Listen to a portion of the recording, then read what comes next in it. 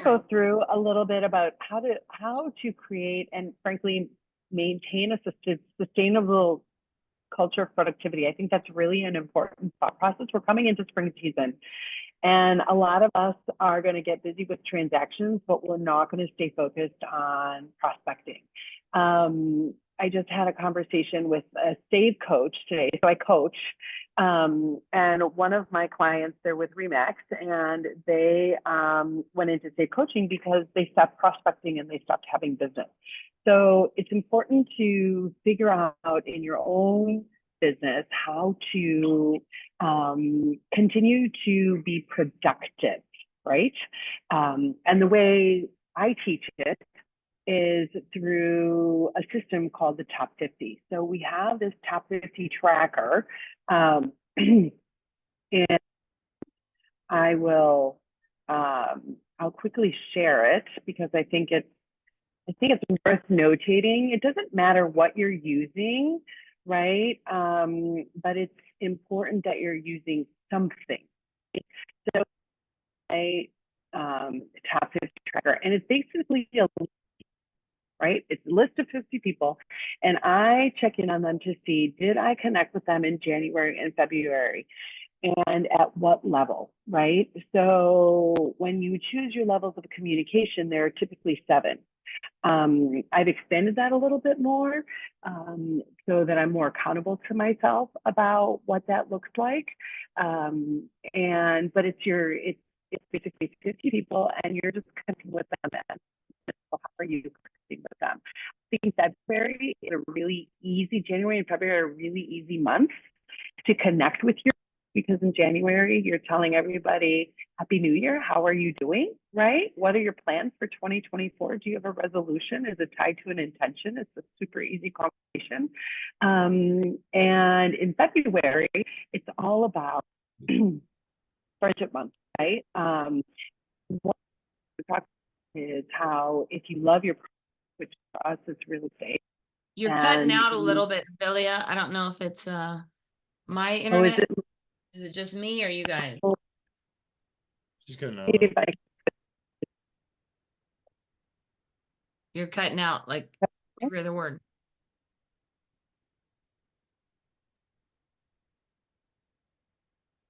Now I can't hear you at all. So I don't know if you were talking. Now I can't hear you at all.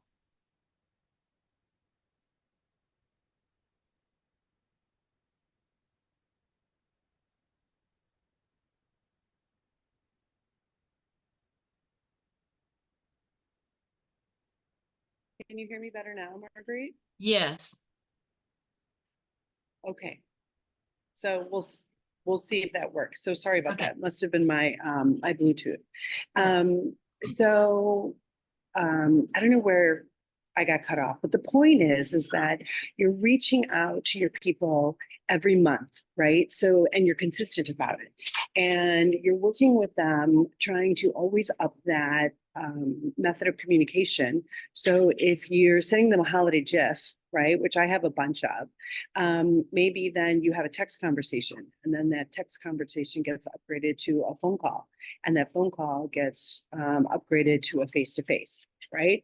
And maybe that face-to-face, you're able to give a referral or get a referral, and maybe ultimately they tell you that they need to have a transaction done with you. So that's the point of the top 50 tracker. It's a simple way to stay on top of your people while you're getting busy in the business of real estate, right? So I'm going to move my share again, just because I have 2 separate systems for this, but that's not a big deal. I think what's important is when you're focused on your top 50, you know, if you understand that if you're failing to plan for the year, you're basically planning to fail. Everybody gets really, really busy. And the most important job that we have is to consistently talk to our people about real estate and what their needs are and what their friends' needs are, right? And there's different scripts to use. If you haven't connected with your people, or if you don't have a top 50 yet, making sure that there's an apology script going through that you're talking to them and you're basically just saying, hey, I'm so sorry I haven't connected with you in so long, but I'm super excited to stay in touch with you. Are you open to that? Right. And then the next conversation would be about family and occupation and recreation and desires. And then finally, cultivating a relationship with them where you are not a secret agent and that you are actually asking for the business, right? And I think a culture of productivity really, really shows people that you have a love for the product of real estate, right? You know what you're talking about, you're sharing with it. You're constantly sharing with people about what's happening in the market. Maybe you're on social media all the time, and you're also connecting with people about it. You're telling them, hey, I love you enough. I'm so excited to be a part of your life and to share with you that I am a very knowledgeable real estate agent, and I know what I'm talking about, right? And I think those are all really important pieces to us as agents to be able to communicate to our sphere, right? And education is very important, right? How do we educate our sphere on what we do, right? What are some of the things that you do to tell people that you guys are the real estate agent for your top 50 and your sphere? So Marguerite, what are the things that you do with your people related to educating them on what you do? A couple things. Are you like in a workspace or something, Vilija? There's a lot of background noise. I'm not sure if you're. I might be. Okay. I had to change my speakers, so the noise cancellation might not be there. Oh, okay. No worries. So one of the things that I do is it very much in conjunction with this with regards to my database. You know, we do client events, a few client events a year, calls, monthly letters, information like that, where we're reaching out to our clients. Also doing birthday cards when we can, birthday emails, things like that to just stay connected is really the best thing you can possibly do with your database. That's awesome. And how do you educate your database, not only on the fun things that you do in your business, but also on what's happening in the real estate market? So we haven't done it in a month or so, but we've been doing a monthly market update to our database of activities and things that are going on in our local market. And so we got to get back in the saddle of doing that again. But basically a monthly update with statistics and information of stuff that's going on in the area. That's awesome. And does that monthly update include working with your local vendors and your restaurateurs and entrepreneurs to showcase them in some form or fashion? It doesn't, but that's a great idea. I like to do that. So that's a fun thing. So yeah, so as you nourish your database, right, you're also nourishing yourself.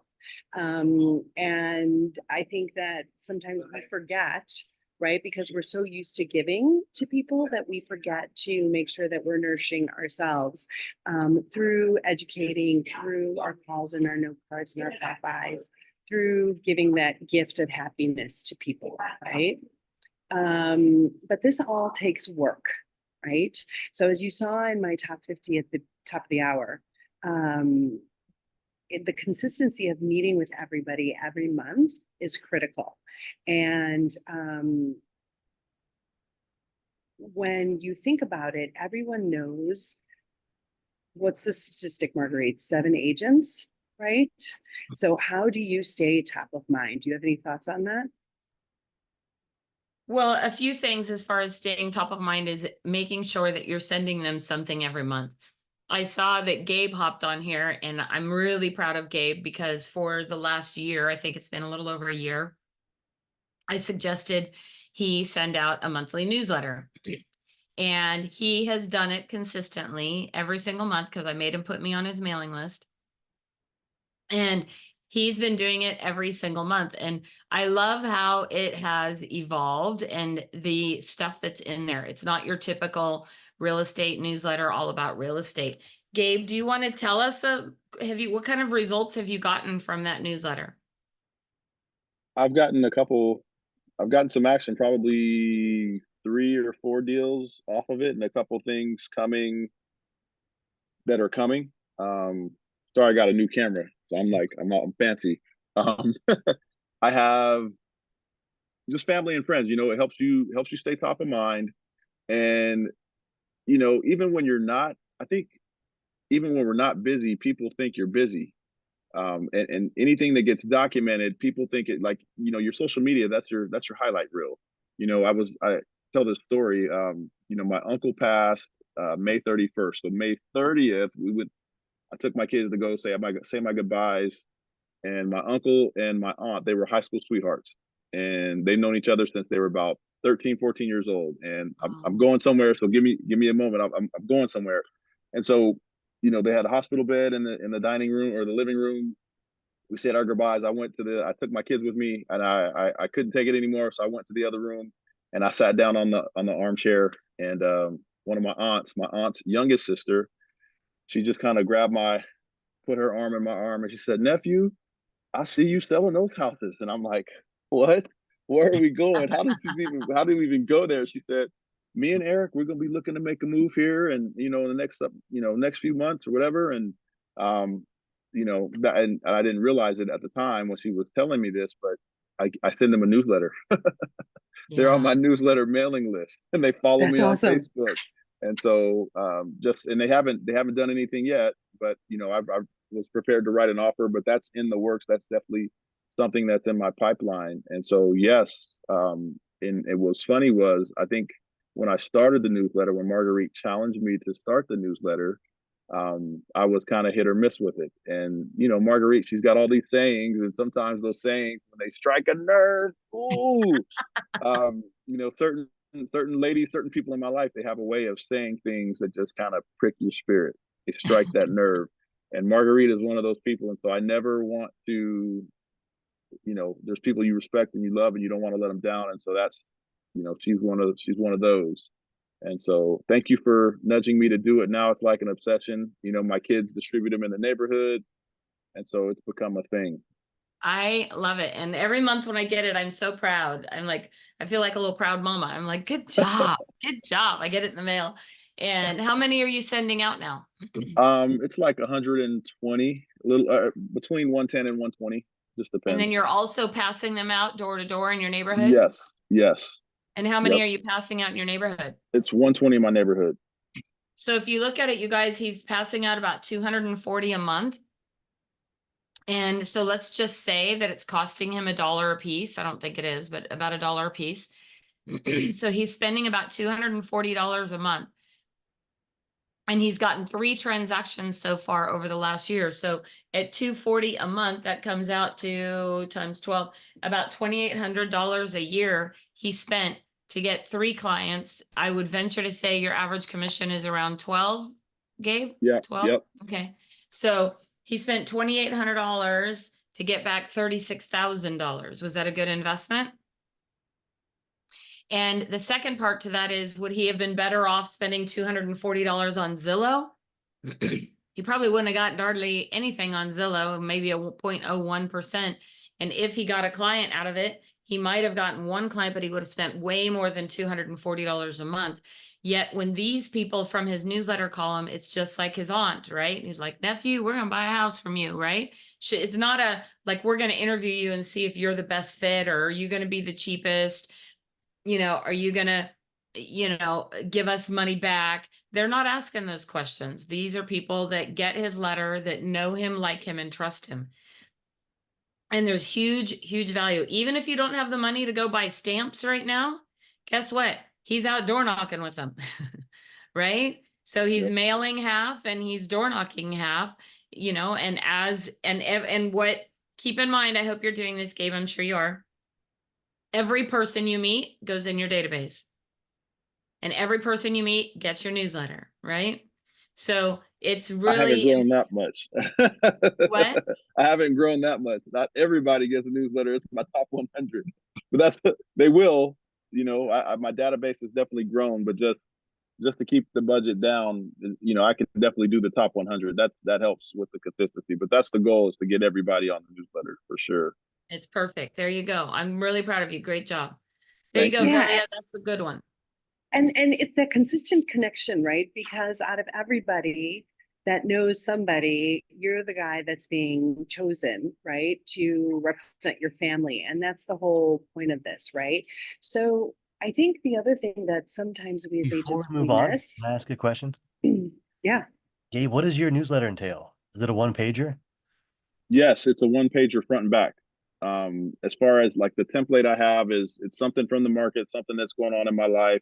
It's usually a book of the month, and that's kind of it. I can email it to you. Text me your email. It's Mark, right? Yeah. Yeah, why don't you Yes. post a copy of it in the Freedom Leaders group too? You can post it Okay. there. Okay, I'll do Um, that. But either way, it's consistency, right? And here's the thing, you guys, I know, if I'm sure Gabe will say, if you look at the very first one he sent versus what he has today, he's come a long ways, right?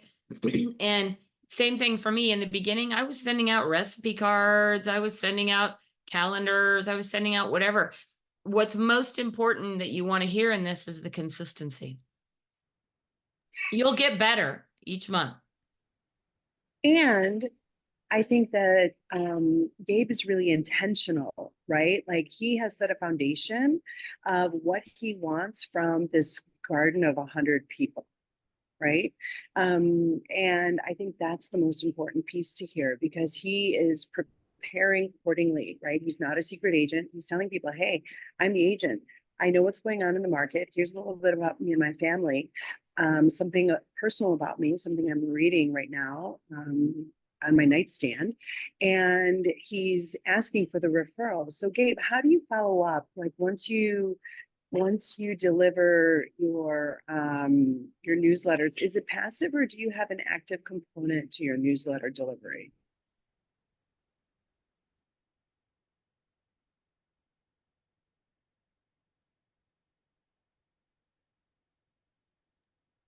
Did my mic die? No, we can hear you. I think he might not have heard you, but I'm not sure if the clarification that was clear. Gabe, did you hear her? I think the connection dropped. He's frozen. Oh, Oh. could be. So the whole point of this is to make sure that you are connected, right? And you're not a secret agent. You're not just dropping off a newsletter that's interesting and doesn't have a very specific ask related to what you do in real estate, right? Marguerite, from your perspective, what is the best way to educate somebody on referrals? So a couple things. The time when people are the most heightened about a real estate matter and most likely to give referrals are when they're in the middle of the process, right? And so I don't ask for referrals out of the gate, but I will say when little things come up, anytime somebody thanks you for something is a perfect opportunity to say thank you back.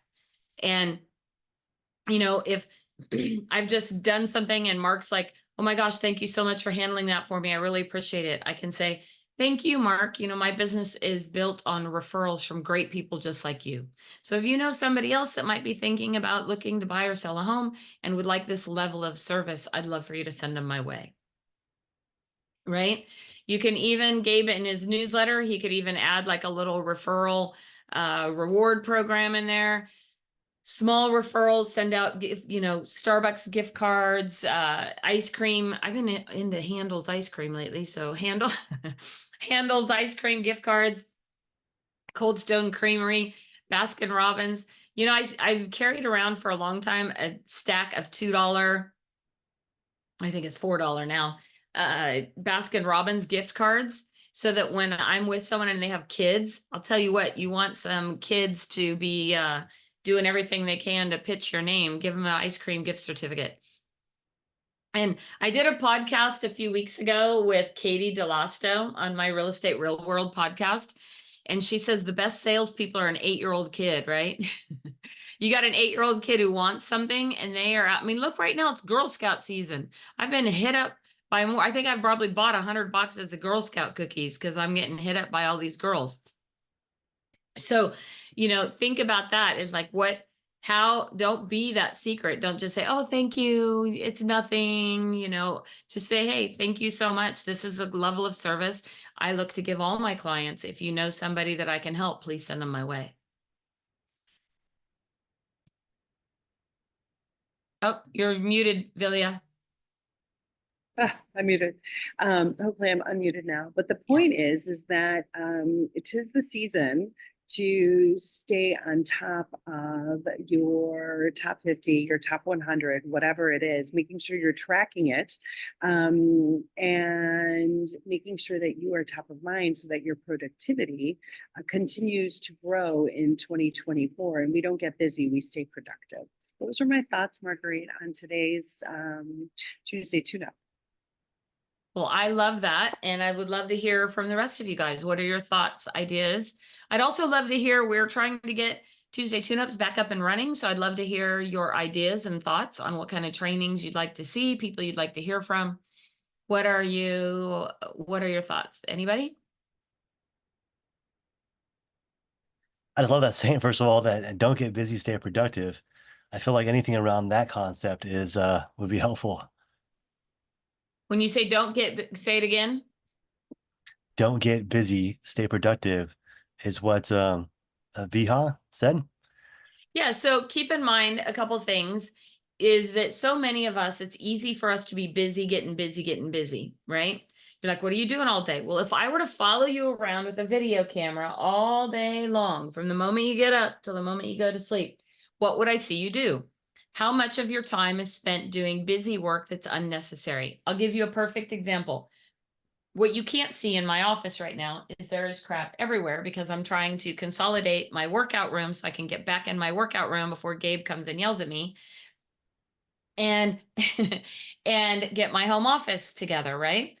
So I have found myself procrastinating a bit the last few days, going through boxes of junk that I don't really need to go through, right? Or I need to set a timer. I need to say, okay, I'm going to spend 30 minutes. And when that 30 minutes is up, I'm done. I'm going to get back to work, making my calls, doing what I need to do. I know for myself that I have 30-minute windows of which I can stay productive. After that, I'm looking for stuff to do. Like it's my ADD bounces in, I don't know what, but I'm like, oh, it's time for a snack. Oh, I need to go to the restroom. Oh, I need to go through this box. So I've learned that about myself to take that 30-minute window when that alarm clock goes off, that allows me 10 minutes to go wander. I can go through a box or a pile if I want, but I got 10 minutes and then I have to get back on track, right? So being busy can be, I can say, I was so busy today. Well, I spent the whole day organizing my office. I didn't accomplish one single solitary thing, right? So that's where you have to really keep your head in the game. And for me, if it's not in my calendar, it doesn't happen. So I have a calendar that I swear by and I live by. And anything that I have to do, including I've now started blocking out time to organize my office, time to do this, time, like things that I know that need to happen. I got to plug it in my calendar or it's not going to happen. So there you go. That's my theory on it. And the other piece to pay attention to is sometimes we get caught up in transactions, right? So some of us may or may not have admins. And if we don't have an admin, then what we choose to do is pay attention, babysit our transactions instead of making phone calls, because it's easier to be customer service oriented than it is to be a hunter. Right. And that's where the concept of don't get busy, right? Stay productive is really important because those phone calls matter of where you're going so that in May you're making deals. That's extremely important because you're right. It's easy to get consumed by, all the things that are going on with transactions right now and not do the daily work that requires prospecting. So that's Okay, awesome, Marguerite. I wanted to add to that. I actually work with Marguerite. If you probably all don't know me, but I work with Marguerite. And one thing that I learned pretty heavily in the last couple of years that I've worked closely with her is how to leverage time for yourself. Because I tend to be very customer service oriented. Like I'll jump in and I'll start working in someone's backyard on a listing when that's probably not the best use of my time, right? And so Marguerite has really taught me, who can I pull in to help me do that? Or like the admin stuff, like you're saying, is there someone that's better used for that, right? So can my TC jump in and follow up on an email, or, you know, can I maybe get my 20-year-old son go into my seller's backyard and clean out the trash instead of me actually physically doing that? So what I learned from Marguerite is like, band together with the people that are in your life and have them help leverage your time. Because I mean, it's been a game changer for me. So Well, you have that's no my idea input. how happy that makes my heart when you say all that, 'cause that's been a Yes. journey.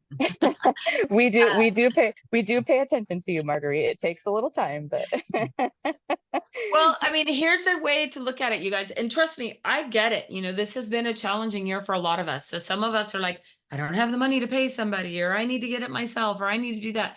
But a couple of things. First of all, the most successful people that I know ask for help. And a lot of you guys are not asking for help. You're sitting in the corner having a big old pity party. You're out there with the shovel, you're digging holes, and you're bitching and complaining the whole time to yourself, not to anybody else. But you're, you know, and you're thinking I should be doing something else, and you're not, because you're doing what's easy and convenient. But if you calculate what your hourly rate is, let's say that you want to make $100,000 this year, your hourly rate is $43 an hour. So let me ask you this, can you find somebody cheaper than $43 an hour who could be cleaning up somebody's backyard, right? Can you find somebody cheaper who can handle some of your work projects or things that you need to do cheaper than $43 an hour? Can you find that person? Yes, you can. Now, when you don't have the money, that's a challenge too. And so sometimes you might need to do that. But the reality is, many of you have friends, family, kids. I mean, the whole reason we have kids is because they are our personal slaves that we have to put to work, right? That's the whole reason we have kids. At least that's what I always told my kids. So the reality is, teach those kids to work, right? One of the big mistakes I made was not teaching my kids to work, as to have the same work ethic. And so get those kids, or better yet, borrow somebody else's kids. Because I can promise you, my kids will go do amazing things for Nicole that they won't do for me, you know, and vice versa, right? I go borrow Gabe's kids, his son will show up and he'll be just smooth, Mr. Smooth operator. He's going to be, you know, taking care of everything. Will he do it for his dad? Maybe not, right? So, yeah. So if you think about that, you know, rally some of the kids together to help with you. When I did newsletters, my kids are folding newsletters, right? They get sick to their stomach when they see newsletters come in the house. So, but I'm like, well, guess what, you guys, if you want to go on a vacation this year, these have to go out. So what would you like to do? Right? So these are all important things, and reach out to each other. Reach out to each other in your local market if you can, or not. Maybe sometimes you just need to get on the phone with somebody and listen to what they're doing. You'll be like, oh, maybe I could do that too, right? So the most successful people that I know ask for help. Okay, who else? What else you guys got? Hi, Marguerite. It's me, Jennifer. Hi, Jen. Hi. I was gonna say it's more about like who I want to see speak on your Tuesday Tuneups. Perfect. Let's hear it. I think I don't know. It might be boring for some of you, but for me, I think I'd like to hear from mothers. Mothers who had multiple kids. Mothers who had to work and figure things out, while being a full-time mom and doing real estate. So I think I could relate more to those people and maybe resonate with them a little bit more. So I would like to hear from some mothers who figured things out and became successful while, taking care of their kids. Perfect. We'll get some of those on here. I can tell you right now that Vilija has 4 children that she has raised in real estate. How old I is your do. youngest one now, Vilija? I have my youngest is 11, my oldest is 19. I have 2 in college. Real estate is a no joke for me. So Wow. I have to Yeah. do So this. And you started when your kids were, well, you were in commercial for a while with your dad, right? Your yeah, I family? was born in commercial real estate, and then I didn't want to work alone, and I randomly met Marguerite as I was kind of like looking for help because my dad does real estate from a very interesting perspective, and it took me years to break those habits because they weren't great, right? And in those 5 or 6 years that I've been with EXP, I've actually gone through a divorce, and I'm full custodian of my kids, and so it all lands on my shoulders. So this is something that I have to do all the time. So you're welcome to reach out to me anytime. I totally get mom's perspective when it comes to real estate, and so does Marguerite. She's been very inspiring in all of this. Yeah, we could do a mom's panel. That would be actually really great. So Vilija not only went through a divorce, but she went through COVID, homeschooling, and all of that with 4 Oh, kids. wow. Right. Yeah. And Oh, yeah, so like she's had a rough road, ice but pick in the eye. yeah, she's rallied, and I'm really, really, really proud of her. I was worried about you at one point, Billy. I almost got on a plane to come out there. I'm like, I need to go out there and see her. Well, I work Yeah, with it was not an easy couple of years, but you know, you get through things like you went through whatever you went through, right, Marguerite, and you come Yeah. out stronger for it. And Nicole as well has raised 3 sons in real estate. Your youngest now, how old is Jack? Jack's 12 now. He just turned 12. So Yeah. I've got 3, 24, 21, and 12. Right. Yep. And she has her oldest son has health. He had a kidney transplant when he was 14, Yeah. right? Yeah. So he's got chronic renal failure. So we'll be doing that for his whole life. But it's So Jennifer's motherhood and real youngest estate. newborn spent quite a bit of time in the hospital with some health issues. So, Mhm. but you know what? There's so many people here, but it would be really fun to have a mom's panel and, you know, get several of the moms to talk about that, and more than happy to help. We're also, for those of you that are local, May 22nd, we're having our Top Women in Real Estate event this year, and it's actually going to be at my house. We're doing like a garden party outside, and it'll be Top Women in Real Estate. We've sold out the last 5. This will be year number 5, and we've sold out the last few years. So that will be a great event for you to go to. And Yes. I might even try to figure out where we can have a little kids zone. People can bring their kids.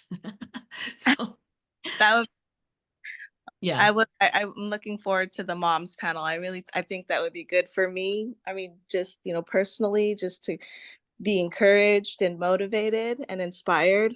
Yeah, because it's very challenging right now.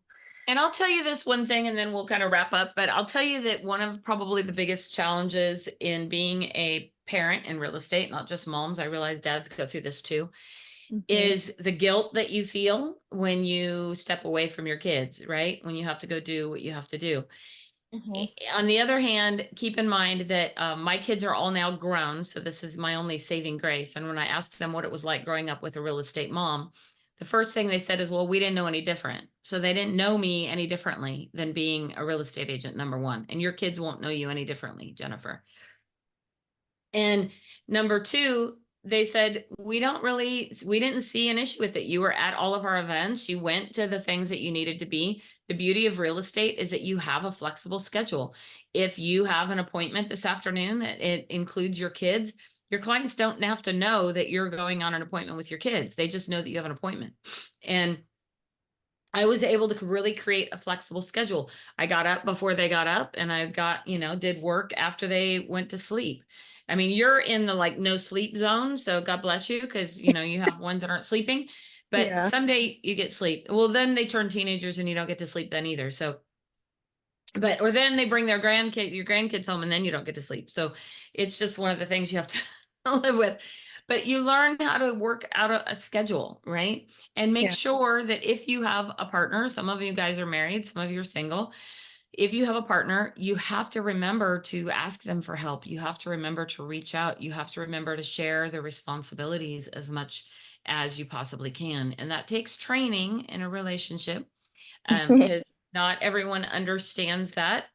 Mhm. So I encourage you, to reach out. It's easy to get on a little island there with all your kids in your life, but you have people that are here to help you and support you.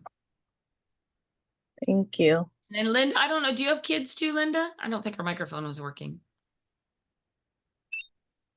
She's been around a while too. So either way, I mean, what do you have to say, Gabe? Because you're the primary, because you're white, you have a more flexible schedule, right? Yes, I was starting to feel excluded. You started talking all this mom talk like dads don't do stuff, you know, like, so, No, you're a great dad. That's why I wanted to include you. thank you. I've lost to say, I mean, I think not to leverage my kids, but, you know, the showings that my son has gone on, and I try to be as upfront with clients as you know, as possible. It's like, hey, can we go see this? And you know, sometimes clients will say, well, can we go see this too? You know, they'll kind of add a showing to your appointment. And I try to be upfront with people, and I wasn't always good about this, but you get screwed a couple times, and you learn, you start to implement some boundaries. But hey, you know what? My son has a this, and this, but we can definitely go see it. You know, hope you don't mind. My son's going to be with me. He's done this before, so don't worry. You know, and so he's been my good luck charm, as well as just using my kids. I mean, um, Jennifer, your kids are beautiful and cutie pies. I mean, take Juju with you. You go put a newsletter around your neighborhood or your radius. I mean, there's things that your kids can help with and they would love to help with and they can get good at over time. I know, when my daughter, my kids have different strengths, and so my daughter, she's good with the social media stuff. So by the time we get done doing our newsletter, she can have a reel produced. You know, she's just very fast, and that's her strength. I shouldn't be stuffing these, but you know, this is a lawyer letter. This is something a little different. So I want to do this one myself the first time around, and so yeah, you know, it just includes your family. You know, real estate is a family business, and as much as you can include your family on things, I think it just helps. It helps with the guilt for sure. Gabe, I want your daughter's phone number because I want her to do a reel of you and her dancing. You need to do a dance. Okay, You need to okay, do a we dance. haven't. We were boogieing heavy during COVID. Andy brought up a good point. He said, let your kids be your motivation to break through, not hinder your business. We make sacrifices for the better and for them. Very true. Yeah, for sure. All right. Well, I think that's all I have today. Any other questions? Any other comments? Other people you guys would like to see? I'm going to work on a little mom's panel and a dad's panel. Maybe we'll do a parents panel. Well, I would definitely say I love hearing the testimonials and what's working for people. And I know I jumped on late, but I love hearing that. Just hearing how other people are winning, it just kind of gives me a little boost. I don't know how that feels for everyone else, but you know, I just when someone on the team. When I say team, I mean everybody on the screen, like we're on the the Tuesday Tuneup team. You know, when someone on the team is winning, it just gives hope and inspiration for what we can do. Thank you so much, Gabe. And thank you, Vilija. I really Thanks, guys. appreciate you bringing us up today, and I'd love to chat with you guys more. So we'll be back next week. I don't know what we're going to do yet, but we'll come up with something good. If you have any ideas, let me know. Have an amazing day, guys. Bye. Ciao.